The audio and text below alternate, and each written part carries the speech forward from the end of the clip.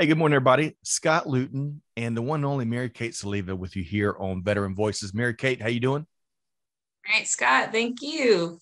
It is so good to see you. I'm the biggest Mary Kate Soliva fan. I love what you're doing as hosting and leading Veteran Voices. And thanks for letting me make an appearance with a special guest here. Thank you, Scott. Well, I appreciate you joining me on this fine day.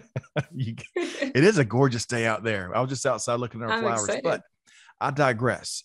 We have got a great guest here today. Wonderful conversation teed up with a U.S. Army veteran doing big things now in the public affairs, public relations, and communications arena, and one that continues to serve our veteran community. So stay tuned for a great discussion.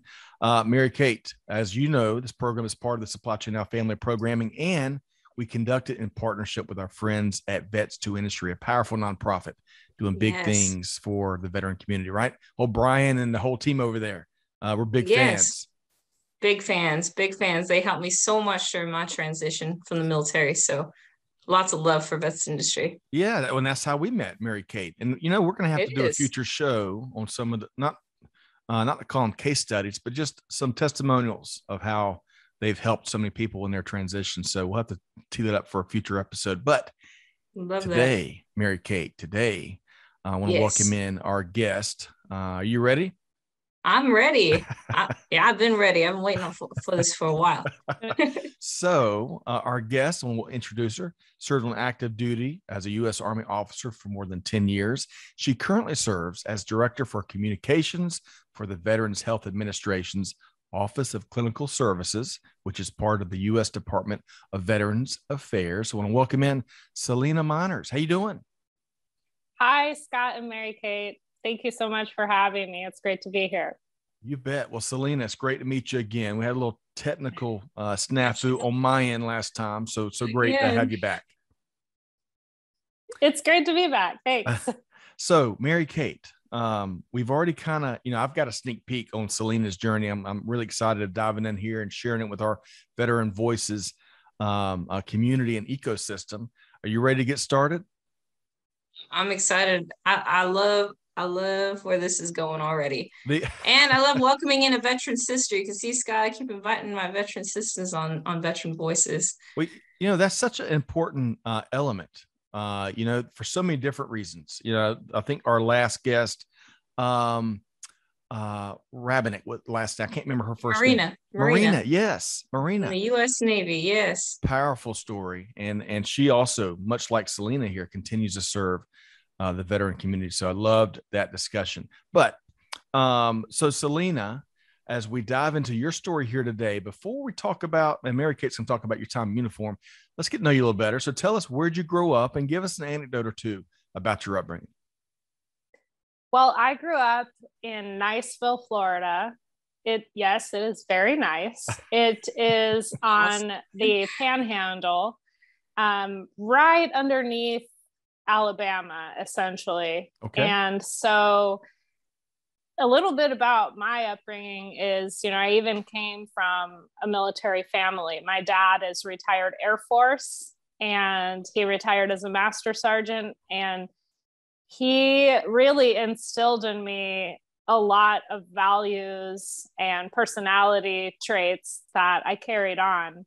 One thing that I remember is every weekend, every Sunday morning, 5 a.m., he'd wake me up. Really? And I'm thinking, yes, all through my teenage years and everything. And I didn't realize that this isn't really normal until later, but he would wake me up, and we had a little routine where we would go to Denny's for breakfast, and then we would go to Walmart, and he would buy some fishing supplies, and he would let me buy school supplies, which was like, I was obsessed with school supplies. And, we would do different things. Like, he would teach me to drive. He would teach me how to get my oil changed, or how to change my oil in my car. And, I remember even when my car broke down, he was like, well, I hope you have a great pair of running shoes. Chevrolet legs, right? I mean, it was, he knew how to fix everything. He knows how to fix everything still. And he's just a good hometown Michigan, American boy, basically. And so I love those Sunday mornings, as you described, seem so instrumental in your upbringing. Mary Kate, how special would that be, huh? It is, and I think, like you said, in the moment in your teenage years, waking up that early is probably not. But I mean, looking back on it now, like you say, you got those memories going to Denny's, learning how to. I mean, those just life skills, right? That they don't teach you in school. So that's special. Mary Kate, I've got a special question for Selina. Were you into Trapper Keepers like I was as a kid? Trapper Keepers, Lisa Frank. I mean, you name it, I was into it. If it was school supplies, yes, definitely. But my dad, I think, is the reason why I am so tough. People always say, "Oh, you're so tough. You're so tough." I don't think I'm really that tough because my bar is higher than it probably should be. But whenever I'm around people, even if it's lifting one of those big water jugs onto the thing, oh, no problem. And people are like, what's wrong with you? Like, it sounds like to me, Selina, is that your dad was a kind of a hammer, meet nail, make it happen, fix it, very practically minded. And that's kind of some of the things I'm picking up as you describe what he taught you and kind of how you are now. One quick question before we switch over to your time in the military. What'd your dad do in the Air Force? He was an electrician. So even today, I have these snowflake Christmas lights. I've had them since 2008. They flash whenever they break, one snowflake doesn't work anymore. I'm like, oh my gosh, Dad. And he'll fiddle with it. He'll fix it. Yeah. He can fix anything electrical. Really? Yeah. Well, those are valuable. That's a good guy to have around. No kidding, Mary Kate. You took the words right out of my mouth. Well, so, and your dad's name, Selina? His name is John. John. Well, John, big shout out from Mary Kate and I and the veteran voices. Thank you for your service. Family. That's right. So, Mary Kate, speaking of service, that's a great segue. Man, you're reading my mind. Where are we going from here? Let's talk about your time in uniform. What branch did you serve in? What'd you do? And definitely got to know about where you went, because I know that we don't always go to the nicest places, but would love to hear about your time in uniform. What branch did you serve and whatnot? So surprisingly, surprise to everyone in my family, I joined the Army. I did try to join the Air Force first. And my undergraduate degree is in broadcast journalism from the University of Central Florida. And when I graduated, I was interviewing to be a TV news reporter. I did get an offer in Dothan, Alabama, I remember, and it was just not going to make ends meet. So I was like, you know what, this isn't going to work for me. I need healthcare. I need stability. I need, so I went to the Air Force. I said, well, they have broadcasters. Let me try to join the Air Force. And it was just a very long process with the Air Force. And it didn't really work out in accordance with my timeline. And my dad was like, okay, that's cool. You want to be a broadcaster in the Air Force. Is that an officer or is that enlisted? And I didn't know, honestly, anything about the rank structure at all. Like, I had no idea until, I was already in the Army, what ranks really meant. And I said, oh, I think they said they'd bring me in as an E3. I was happy to be considered to be a broadcaster. Yeah, I was. And he was like, no, I did not help you get through college to not go the officer route. And I was like, okay, I don't know what that means, but I went over to the Army recruiter and they were like, this was 2006. So they were like, come on in. See, when you say going over to the Army, they're like literally across the hall. They're just like standing in the doorway, right? They were actually, they literally were standing outside there. They have those armed forces recruiting centers where there's the Air Force, Marines, all the branches. And I was walking back to my car and the Army recruiter was like, hey, where are you going? and I was like, nowhere. And then they kind of dragged me in kind of day by day. The recruiter was very good. She was like, every day she'd be like, now Army values, you're going to come back tomorrow, right? With this paperwork filled out. And every day it was like, you're going to come back for this physical. You're going to come back for the next thing you know, I was in the Army. So I was like, I said I'd come back. I was okay. And so next thing you know, I went to basic training at Fort Jackson, the regular basic training, because they had this option where you go to basic training and then you go to officer candidate school at Fort Benning, Georgia. So I went to basic training and graduated that. And then I went to officer candidate school at Fort Benning. I was 22 years old. I had no idea. It was the hardest thing I have ever done in my life. Like, wow. Because get a taste of how we live.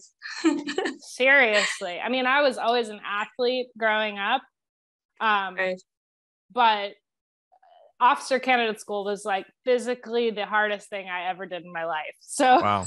It was a shock to the system. But yeah, then I went on to serve over 10 years. And I was a signal officer. So I worked in IT for the first 3 years. And then the last 7, I worked in public affairs. And I served at Fort Riley, Kansas, in 2nd Brigade, 1st Infantry Division, the big red one, and did 2 one-year deployments to Baghdad, 2008 to 2009, and then 2010 to 2011. And then I was an instructor at Fort Meade, Maryland, at the Defense Information School, which is where all Department of Defense public affairs professionals are trained. So that's the gist of my Army career. Wow. Oh, that's a whole lot of fun. Scott, what do you think about that? Your Air Force buddies missed out, man. They probably went to the bathroom and locked up, and she just went across the hall. we took a long coffee break and missed good people like that. But hey, Selina, I got to ask you, as you kind of painted your picture of these different stops you made, when you started and you hit Fort Jackson, which is just Columbia, South Carolina, and then Fort Benning is down in Columbus, Georgia. What time of year was it? It was spring. It was March of 2006 when I got to Fort Jackson. So it was pretty cold. Okay. But so you then beat the heat. In the summer, yes, it was definitely hot. I remember my sweat was sweating. I mean, yes. Well, that's the thing. So some people have referred. I've spent some time in Columbus. Love Columbus, and Columbus is not cool. But for some reason, Mary Kate, Columbia. Some people call Columbia and/or Augusta the armpit of the South, based on it just attracts all the heat right there. I'm not a meteorologist, but there's something about Columbia and/or Augusta, GA, where Fort Gordon is, that it just brings the heat. It just attracts even more heat. It's like you open the oven and even the wind is hot. But so your sweat is sweating. That's what I'm hung on. Sweat is sweating.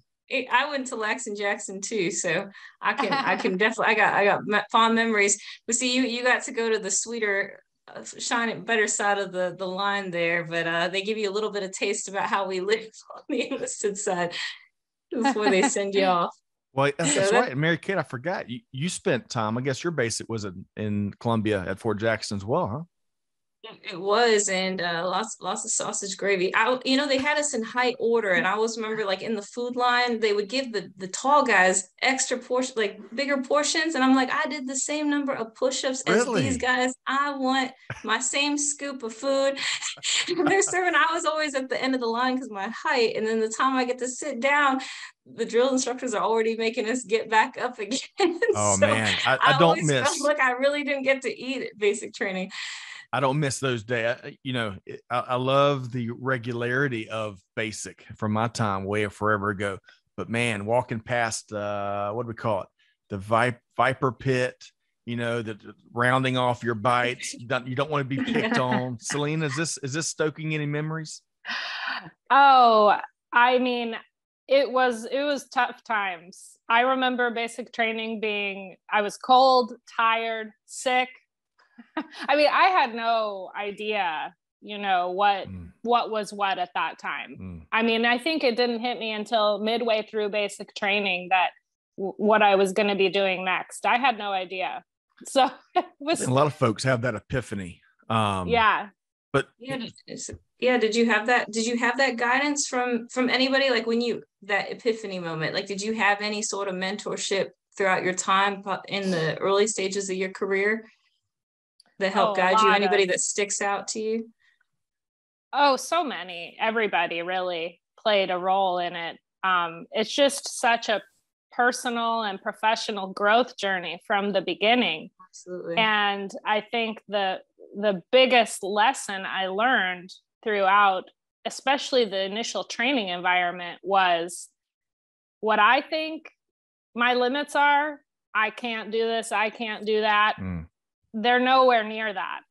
So I remember always thinking, there's no way I can do that. There's no way I can finish this obstacle course. There's no way I can run 5 miles in under 45 minutes. There's no way I can do this 10-mile road march with 70 pounds on my back and a weapon. There's no way I can go up this rope, ring the bell. And by the end of it all, it was like, wait a minute, I did do that. Not only that, I did it well. And so I think it was just a really big learning lesson for me that it's not about I can't, because what you think, that's not your limit. Your limit is way beyond that. And it's all up here. A lot of it's mental, actually. And so you just have to push through it. And it's through pushing through it. Because if you're not willing to put the work in, you're not going to get anywhere. But if you put the work in, eventually you will get there.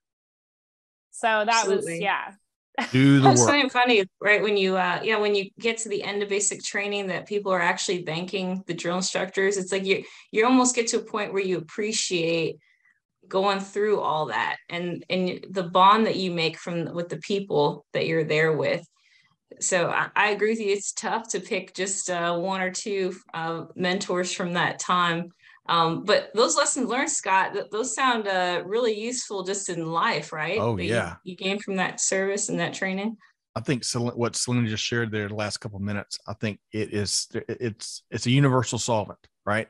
You do the work. You don't get distracted. Yeah, sometimes some days are going to stink more than others, but you keep doing the work and holding the faith, and you're going to eventually benefit. And you're going to, especially if you don't give up while others do, because along the way, folks, you'll see other folks give up, and just maintain that focus and put in the work. So I love that message, Selina. So let's talk about your transition to the private sector, right? We've spent a lot of time here at Veteran Voices. One of the things we talk a lot about, and thanks to Mary Kate for leading the conversations, is about transition. You're still, I think my observation is, I think it's gotten better. I think corporate America to some degree has kind of wrapped their head around how to lean in more to transitioning military members, but we still have lots of heavy lifting and a lot more work to do. Tell us about your transition. My transition was, I was hustling. And I mean, when I decided I was going to get out of the Army, which was months before I was going to pin major. So I had been selected for promotion, and that was a hard decision to say, hey, I'm at the 10-year mark, that's usually where people decide kind of what to do. And I thought, man, I'm leaving so much opportunity here on the floor. But I felt like it was time to take care of myself in different ways. And I just felt strongly for that. So I wrote a pro and con list. A lot of times you have to put it on paper to see what are the pros of me getting out? What are the pros of me, or the cons of me getting out? And here's the thing too, everyone in the service is going to tell you to stay in, and probably people that are very close to you, because they've seen the benefits of it. Well, and Selina, if I can butt in for a second, you can't go anywhere, and it's a lot of pitches and some salesmanship. At least it was during my time, and really you're in the moment, you're living in the moment, and then you start thinking about some of those pros. I came really close to reenlisting. And Mary Kate, I'm not sure if this kind of resonates with your experience too. Yes, but very much so. You kind of need, I love this pros and cons approach, because for all the good messages you get from those that are, want to keep you as part of the team, you got to balance that with that outside view as well, Selina, right? Because it depends on what's right for your journey. Is that how you kind of felt about it? Yeah. And the thing about it is the pros and cons were pretty equal. And so for me, the deciding factor really was, I need to take better care of myself, and I need the flexibility to do that. And, when you're in the military, it's 24/7. So if you're not feeling good, too bad. You can't take sick leave that morning. No, they're going to make you get up extra early to go to sick call. So it's going to be extra uncomfortable. You can't always be there for your family or friends. I mean, think about all the things that people miss out on when they're in the military. So I did the pro and con list, and it was pretty equal. Of course, there was this big risk of I have no job lined up. So that's the big one. That was a risk. How was that for your dad? How was that for your dad who had served 20 years? And did he weigh in at all about you getting out? He did, especially over the halfway point, right? He did. But Scott, you can relate. Mary Kate and I, we were tough. We were in the Army, and so Scott, you were in the Air Force. My dad told me he never even blinked an eye when I said, I'm thinking about getting out, because he watched me go through back-to-back deployments, and they were not easy. They were not easy deployments. So he was very sympathetic, like, yeah, go ahead, get out, you'll be fine. But yeah, yes, that's great. And yeah, that I absolutely think it's that's the part that I found played in my transition, were kind of the voices of other people that are trying to weigh in on what's best for you. And of course you have your family weigh in, but there were some folks that I'd only met a couple times, or maybe even just once. I reached out to them on LinkedIn or whatnot to say, hey, could I meet you for a virtual cup of coffee? And sometimes the advice they gave me was just so out in left field from what I was, but I was taking it to heart, because I'm like, they obviously know better, because they've already transitioned. And so I think it takes a lot to just take that step back. Like you said, the pros and cons list for yourself and your family, as opposed to that list thinking about it for everybody else, because people's opinions are going to be different. Oh, yeah. On that. And I always tell people that, my friends who are still in and they're like, oh, I'm going to stay in. I guess I'll stay in 2 more years. If I stay in 2 more years, I go, everybody you talk to in the service is going to try to get you to stay in, but they're not living your life. They're not inside of your body. They're not living in your family life, Right. And so I'm not saying it's a bad option, because I would say that after I made the decision, it was like a lot of stress, right? Because it's not like a regular job where you give 2 weeks notice and you quit. It's like this transition period where you're like, you can't get a job, but you also know that you're not going to have one. So it's very stressful. And during that time, I was hustling. I was, working on my resume. I was trying to figure out the timelines. Okay, when can I apply to government jobs and get veterans preference? Like what is all of that? What does it look like? And that was very stressful. But, and it took about 4 years after getting out for me to kind of, I would say, not miss being in the Army, because It was really hard at first. That was like my tribe, my identity, that was who I was. I wasn't Selina. I was Captain Meiners, and I felt like, that. And so to kind of leave that environment after being in it for so long, it was a shock to the system.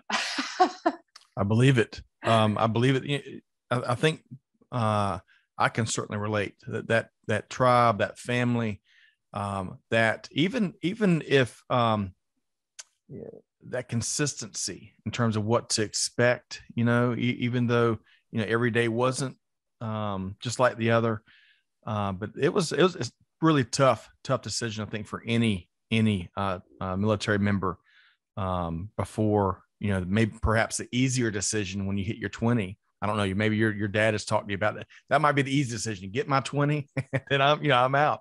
I've heard a lot of people talk to me about how easy that decision is. Of course, you got to get there. But anyway, so let's. You were just a minute ago, Selina, kind of thinking about.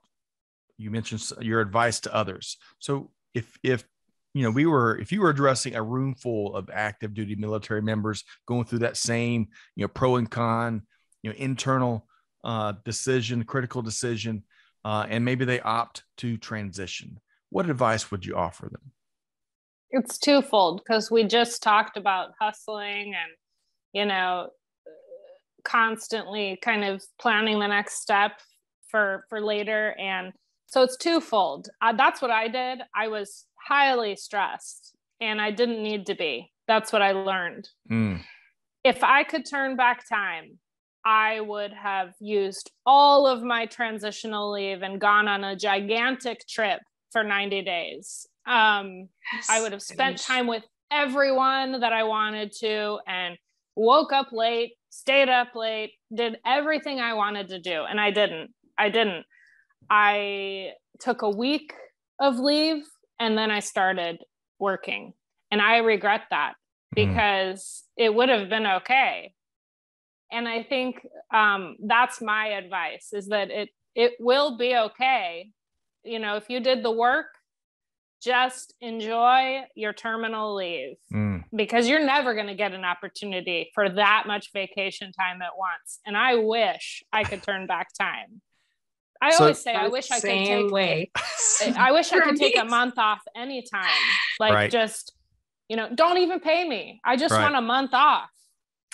So, Wow. I love, and Mary Kate, I want to get your, if you look back, I want to ask you, get your take in just a second, but one of the things I heard there from Selina is, a lot of times the stress we're feeling is the stress we're putting on ourselves, and that's within our control. And I think that is, that's more universal advice, whether you're, supply chain professional, and you're grappling with, our day-to-day, or you're in the military, or you're a veteran, or whatever. A lot of these things are within our control that we can directly address. But Mary Kate, looking back when you exited and separated from the Army, what's one thing you would have changed? Well, I definitely have to piggyback off of Selina. When I didn't even take a week. I was thinking it must have been so nice that you even took a week, because I got off active duty on a Saturday and I started my new job that Monday. Wow. I literally rolled right into it, but I was losing. I didn't even think that I'd be able to enjoy vacation without having a job lined up. And I didn't get an offer letter till 10 days before I had 10 days left on active duty. And when I got that offer letter, and I was just, I think all the nerves. But I would say my advice is really about finding your why, because to Selina's point about taking that time off, I was meeting with so many other people who didn't understand really where I was at, because everybody's unique situation. It's your journey with your family and what's best for you and your family. And I was taking in so much advice that I didn't stop to pause and say, what is my why first? So I could be more deliberate with the conversations I was having, and be more deliberate with my time. So I think I was running out of time at the end, and it was kind of rush, and then no vacation. So to Selina's point, I wish I would have taken that time to really step back and find my why earlier on. Love the advice both of y'all are offering up here. And y'all had me beat. I couldn't find a job to save my life when I got out of the Air Force. I didn't know what I was qualified. I mean, there was a lot of stuff that I should have been more prepared for, but it took me 6 months. I think that's a really important point, and Mary Kate kind of alluded to it. It depends on your situation, because there are some MOSs that are not as job transferable. And so, that needs to be in your pro and con list. And so you have to be prepared for that. So it's definitely a case-by-case basis, because as they always say, an infantryman is not as transferable as an IT professional or a logistics or admin, or, we like to make fun of the support staff when we're in, but it's the support staff that may have an easier transition. Excellent. That's such a great point. Yes, excellent point. Okay, I love the advice. I appreciate the frank conversation we're having about our different journeys and experiences, especially with the critical topic of transition. Let's move forward a little bit, because I think Mary Kate and I both think you've got a fascinating role now. As you mentioned kind of in the pre-show, you're usually on the other side of the mic or the camera, which we're going to talk about in a second. But what do you do now? So I am blessed to work at the Department of Veterans Affairs. I love the VA personally and professionally. It's a fantastic place to work, and the VA care is bar none. So I'm the Director of Communications for the Office of Clinical Services within the Veterans Health Administration. VA, of course, has Veterans Benefits Administration, Veterans Health Administration, National Cemeteries. And the program office that I work for has many heavy hitting programs within it. The Homeless Program Office, Office of Mental Health and Suicide Prevention, Spinal Cord Injuries and Disorders, Surgery, Primary Care, Specialty Care, and Diagnostics. And so it's a very large program office, over 40 sub-specialty offices. And my role is to tell the office's story. So in short, that includes getting the word out on all of the great things that the VA is doing and that the services that are available, and making sure veterans know VA is there for them. Just the breadth of what you described there, it's remarkable. And I appreciate what you do and the rest of the VA, the massive VA team. Mary Kate, before we talk about chats with the chief, what'd you hear there about what Selina does with the VA and got to get the word out, huh? Yeah, and I think it's great to hear the inside scoop from someone who is working to hear that there is a good culture and that you're having a positive experience working from the inside, because the media tends to spin things all kinds of ways. And I think just hearing that, that's what I really captured, is just getting a deeper look into veteran affairs and knowing that there's all these resources available. And I have to tell you that even filing our claim, I know we didn't touch on that really in the transition, but that process to file your VA disability claim, and then knowing that there's you just mentioned a list of all the great things, and there's specialists that are focused on that. They're doing research and they're there for us. That's a great point. And we should also, we mentioned vets to industry on the front end. I think the awareness, of course, of everything at the VA, but beyond, in this ecosystem of veteran services, you're finding and being aware of a resource for a need you have. It's so helpful to have people like Selina, but also to have organizations like Vets to Industry that kind of vets all these things out there. Because unfortunately, as the three of us know, in the last 20 some odd years, there's been a lot of bad actors, set up shop, for-profit shop, and kind of use that veteran services organization, that VSO, as a almost like a wolf in sheep's clothing, right?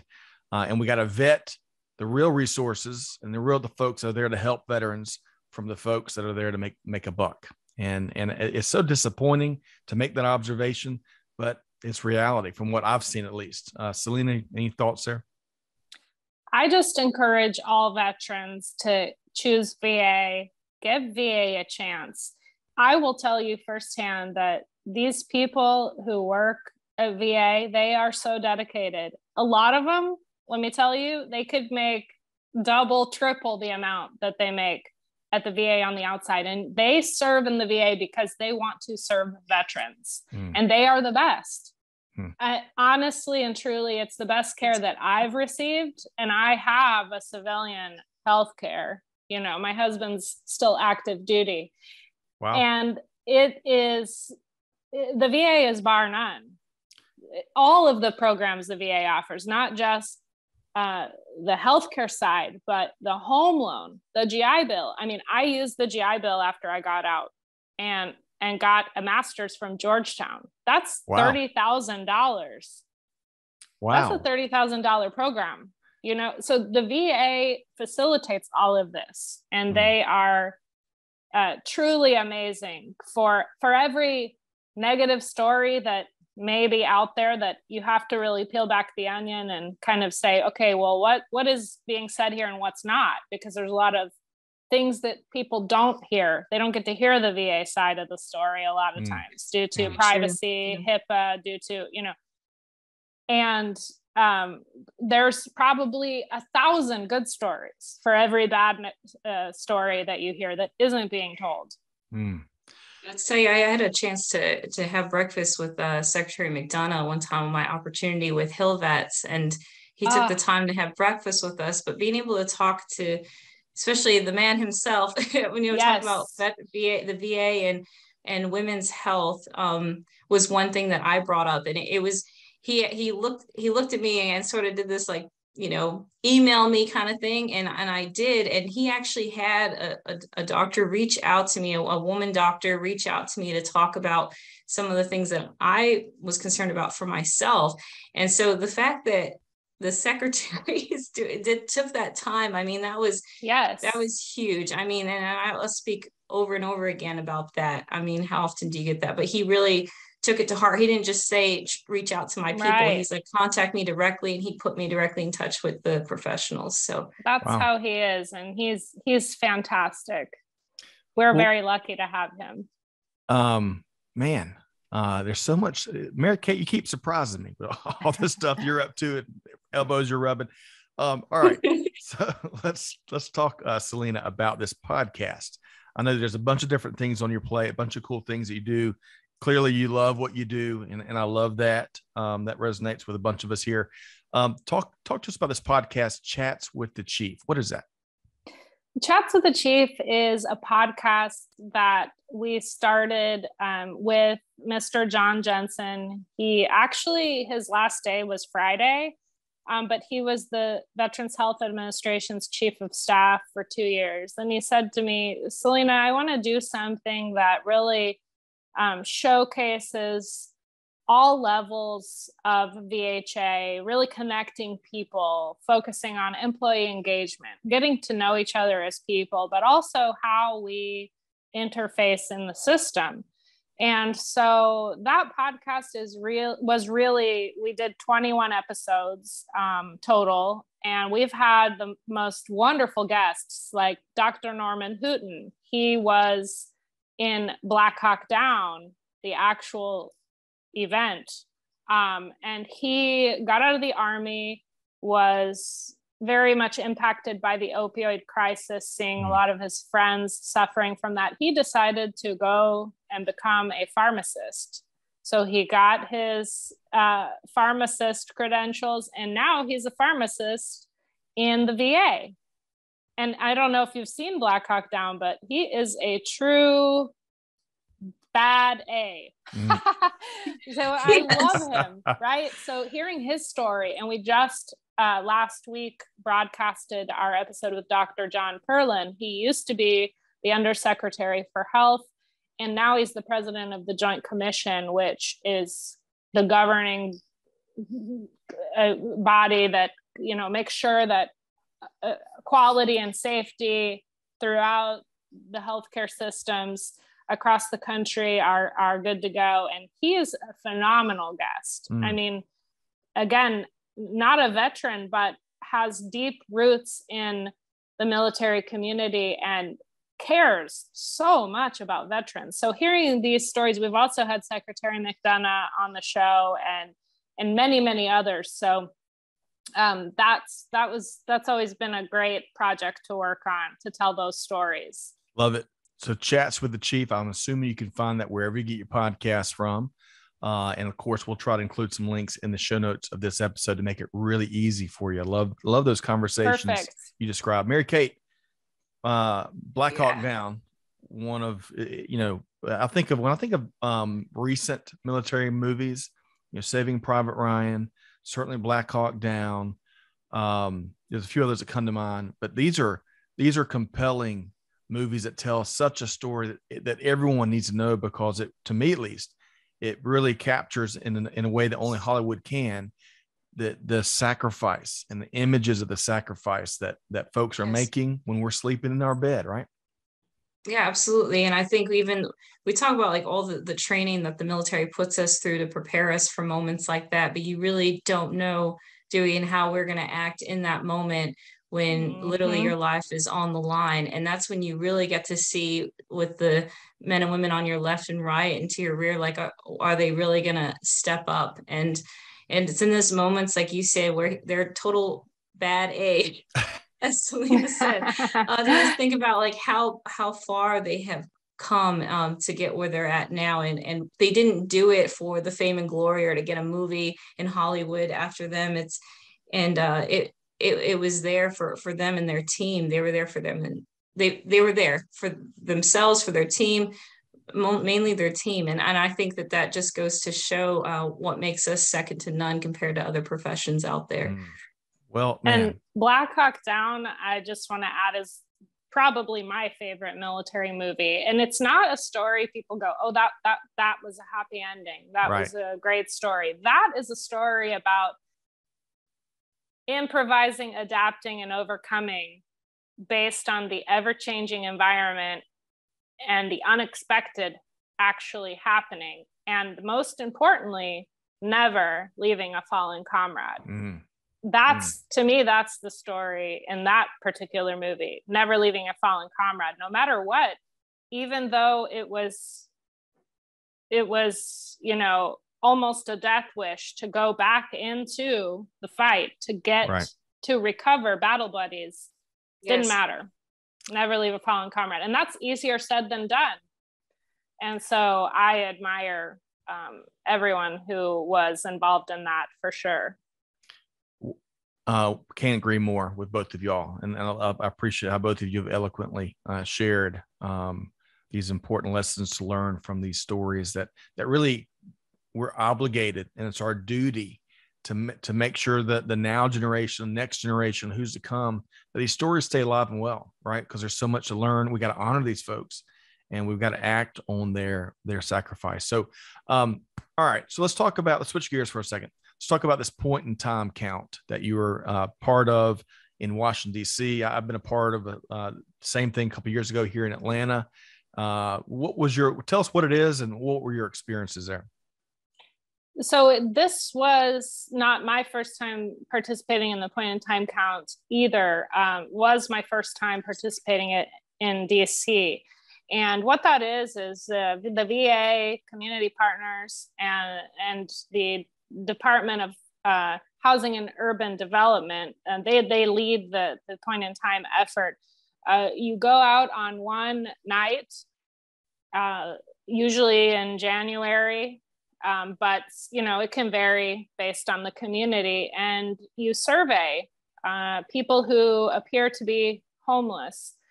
And so this time, actually, I signed up like I normally do, and someone said, "Oh, Secretary McDonough is going to do the point in time count with you." I was like, "With me?" Wow.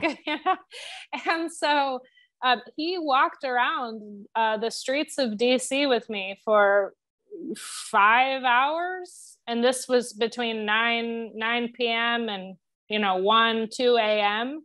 It was 16 degrees, I believe, that night. It was really cold, and we walked around the streets of DC. When you approach someone, you have some questions that, if they agree to answering them, and it's all in an effort to understand how have homeless levels changed from year to year across our country. So it's not just for veterans, it's for homeless people who appear to be homeless across our country. And It's a very special event because it ends up helping get people off the streets. So that I always like to do the point in time count, and it's just it's just a very humbling experience as well. And you really just feel like you want to help. And that is what you're doing to help. You're going around and asking them questions and seeing kind of what the situation is and connecting them to resources, hopefully. Right. Well, I completely agree with you. I served with, we have a great organization called Vetlanta here in Atlanta. So big shout out to Lloyd Knight and Mary Kate. You may be familiar with that organization. Awesome team, very powerful, action driven. So as part of some of my volunteerism with Vetlanta, I took the midnight shift with a point in time count here in Atlanta a couple of years ago. It was also a really cold night, but the awareness you leave with, and I was kind of sharing a little bit pre-show.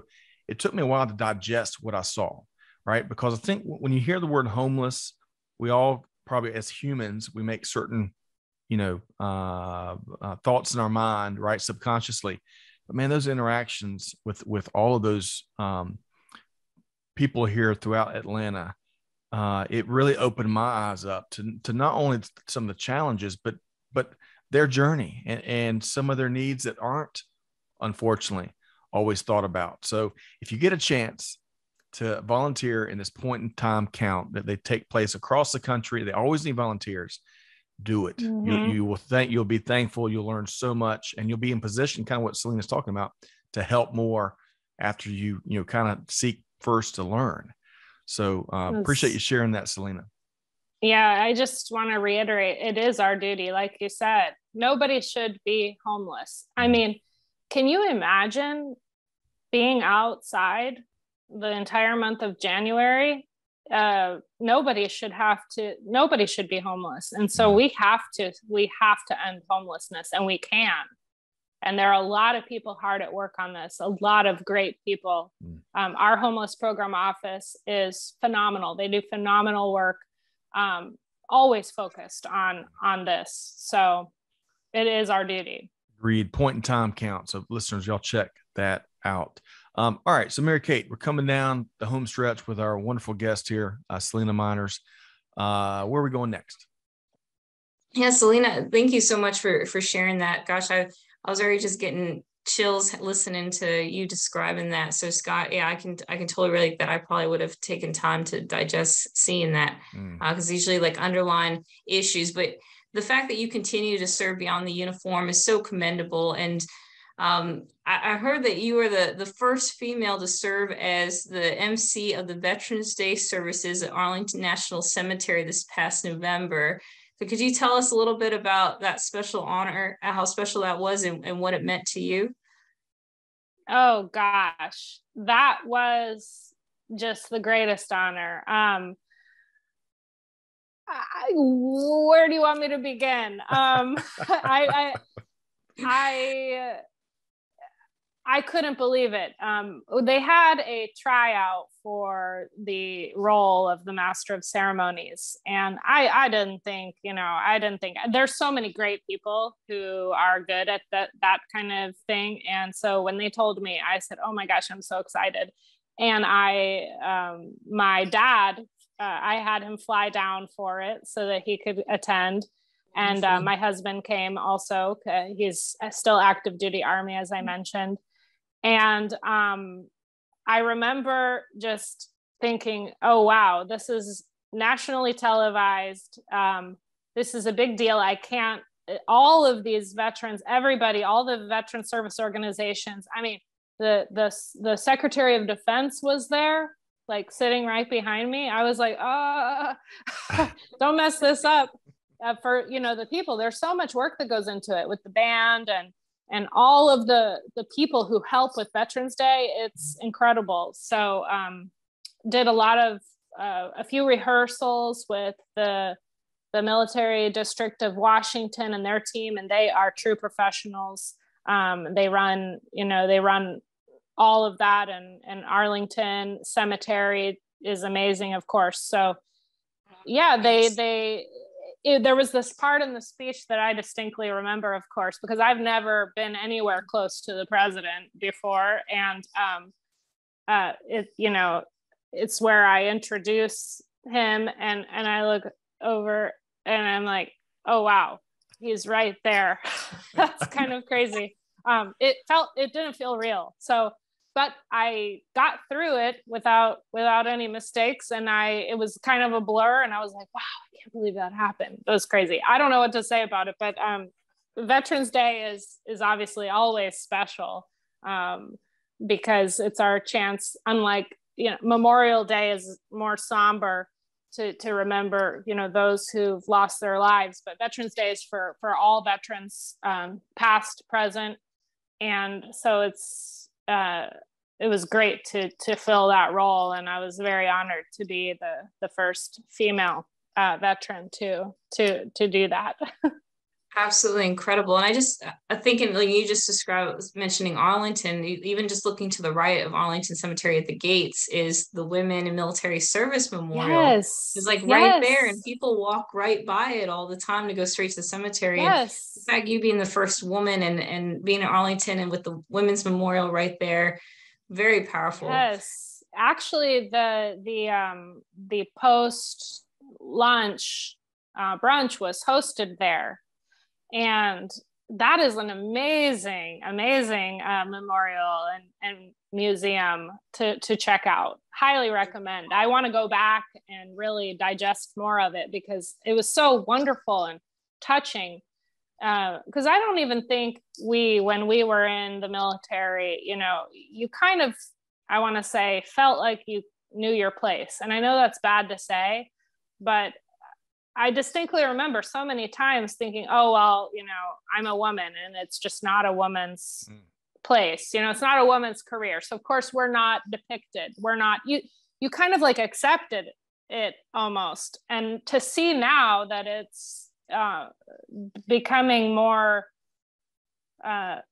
common for people to understand, hey, women serve too. Women have been serving. They've been serving forever. They've been serving in combat and forever, I hope you'll share this story with them. Yeah, absolutely. I really can relate to that. I hope that you'll contact the memorial to share how you're the first, because Scott, if you don't know, that Women in Military Service Memorial is like the first women on submarines, the first women fighter pilots. Like there's so many, that memorial in that museum just captures so many of the first for women in service of the branches. And it's just absolutely incredible. So Selina, for a little bit more about the ceremony, how did that go? Was it really long? Was it short? What was the service? Could you tell us a little bit more about that? Oh, well, there was a lot of prep work that went into it. The VA, in partnership with the Military District of Washington, the Army, they're working on Veterans Day and Memorial Day all year long, and to make it, special. So of course you have to get there far in advance, go through special security, get a special pin and all of that stuff, so you don't get tackled by the Secret Service, because they're everywhere, which was really cool. I was like, can I walk here? Can I walk there? This is so cool. Like, am I okay? I had never been around that kind of environment before. So, but it was wonderful. It was not long. I enjoyed the day. I just talked to everybody I saw, and it was just beautiful. And to have my dad there and my husband, that was really great. Special. Very special. Yeah. Well, what do you think about that, Scott? That was incredible. It is incredible. It is incredible. And I appreciate, the last time we were together, we didn't get a chance to dive into this as much as you described it here today. And gosh, I've got just a much better visual. And I didn't realize about the memorial right there as you go into the right. I missed that, much like you described, Mary Kate. I missed it. We were so, I had very little time. And as we talked about, I think last time, Selina and Mary Kate, I think we've talked about this. You don't want to book an hour for Arlington. You really want to you want to have plenty of time to kind of explore, may not be the right word, but just kind of soak it all in. It's such a powerful, moving experience. And clearly, despite I spent, I think, half a day there, maybe more, I missed important parts. So Mary Kate, thank you for sharing that with me and listeners. I had my reenlistment ceremony there. So I dragged my unit to come. I say, you want to come see me reenlist? You got to see it, come to the memorial. And I did that because I knew that so many of my soldiers didn't know about the memorial. People go use it for the bathroom, but they go right by and totally miss it. Yes. And it's right there, and they see the building and they don't realize they have uniforms of our women service members, our sisters who have been killed in action. They've got their uniforms and cases there. They've got so many photos of just the bad A women. I'm gonna keep saying that. I was saying that some of the bad A women that are in that memorial. And now, Selina, you definitely can get more memorialized in there as the first MC, the Arlington event.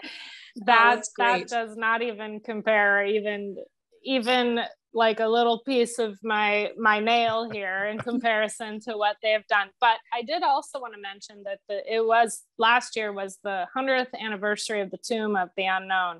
And it was the first time that people could go and lay flowers down. And the old guard and the honor guard, they're just amazing, right? I mean, I don't know. It gives me goosebumps even just thinking about what they do and all of the different things they do. So that was another special thing. And we commemorated that on the cover of the program as well. Well, you're going to have to write a book about all the experiences that you've shared here today. I promise you it's coming. I can see it now. I can already see the front cover. One that would make your dad, John, right? Very proud. So John, clearly, I love how much your daughter has spoken about your impact on her journey here today. Who knows? We'll have to see up an episode, Selina, with you and your dad, maybe. But as we start to wrap, let's make sure folks know how to connect with you first, Selina. Well, I'd be happy to connect with people on LinkedIn. So just look me up, Selina Meiners. You'll find me. I'm there. And that's how I found. That's why I was learning about that special Veterans Day ceremony, and that's how we first got connected. So I'm so glad that you've taken time with us here, Selina Meiners. I really enjoy and appreciate what you do, and as Mary Kate pointed out, your continued service to our veteran community. It takes those action-oriented leaders. The need and our responsibility is so great. So I'm really very thankful for what you do, Selina. Thank you, Mary Kate. Speaking of, both of y'all are bad A women, bad A fellow veterans. Both of y'all continue to serve, right? Mary Kate, as you know, we're big fans of what you do, not just here at Veteran Voices, but everywhere. And you see it in action. So Mary Kate, how can folks connect with you? Yes, absolutely. Definitely on LinkedIn. I'm on LinkedIn as well. And Mary Kate Soliva, Soliva, and also Veterati. I also volunteer there on Veterati, free platform for you to sign up for mentors. So happy to help wherever you're at on your journey. Love that. And that's a very sincere, I see it. Again, we all see it. So love what you do there, Mary Kate. And of course, this is her show. So you can find Mary Kate regularly every other Friday, just about here at Veteran Voices. So subscribe because you don't want to miss conversations, just like this one here today we've had with Selina Meiners. All right, folks. Selina, again, thank you for your time. We look forward to reconnecting with you down the road a little bit. Thank you so much for having me. And thank you both for your service. Thank you, your dad's, your husband's continued service. And thank you, especially for continuing to serve beyond the uniform. I mean, very powerful what you're doing now. So thank you. You couldn't say it better. So big thanks to Selina Meiners with the Director for Communications for the Veterans Health Administration's Office of Clinical Services, which of course is part of the U.S. Department of Veterans Affairs. Selina, that tried to trip me up there, and I just about gave in, but I think we got it. I was holding my breath. Oh, no. Big thanks, of course, to our host here at Veteran Voices, our fearless Bad A host, Mary Kate Soliva. Really appreciate all that you do, Mary Kate. Thank you, Scott. Thank you. And to our listeners, you are why we exist. So if you've got story ideas, bring them to us. Be sure to connect with us across social media. We're active on LinkedIn and Twitter in particular. Be sure to connect. You're not going to miss connecting with both our guests, Selina Meiners, and our host, Mary Kate Soliva. And find us, Veteran Voices, wherever you get your podcast from. Big thanks again to our nonprofit partners over at Vets to Industry. But folks, whatever you do, hey, be like Selina, be like Mary Kate, do good. Give forward, be the change that's needed. And on that note, we'll see you next time right back here on Veteran Voices. Thanks, everybody.